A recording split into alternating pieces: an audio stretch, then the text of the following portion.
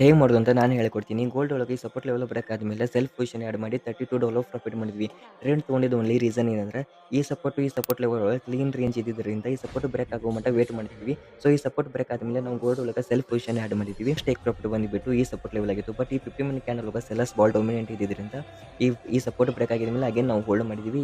Next support ಲೆವೆಲ್ಗೆ ನಾವು exit ಆಗಿ $30 ಪ್ರಾಫಿಟ್ ಮಾಡಿದ್ವಿ. ಟ್ರೇಡ್ ತೊಗೊಂಡಿದ್ದು ಓನ್ಲಿ ರೀಸನ್ ಏನಂದ್ರೆ ನಾವು ಗೋಲ್ಡ್ ಒಳಗೆ ಸೆಲ್ಲಿಂಗ್ ಪ್ರೆಷರ್ ನೋಡಿದ್ವಿ. ಫಾಲಿಂಗ್ ವೇಜ್ ಕ್ರಿಯೇಟ್ ಮಾಡಿ ಬ್ರೇಕ್ಔಟ್ ಕೊಡಿತು. ಬಟ್ ಸ್ಟಿಲ್ ಪೆಂಡಿಂಗ್ ಲಿಕ್ವಿಡಿಟಿ ಇದ್ದಿದ್ದರಿಂದ ನಾವು 0.5 ಟು 0.6 ಪಿಪ್ ರಿಟ್ರೇಸ್ಮೆಂಟ್ ತಗೋಬೋದು ಅಂತ ಅನಿಸಿತ್ತು.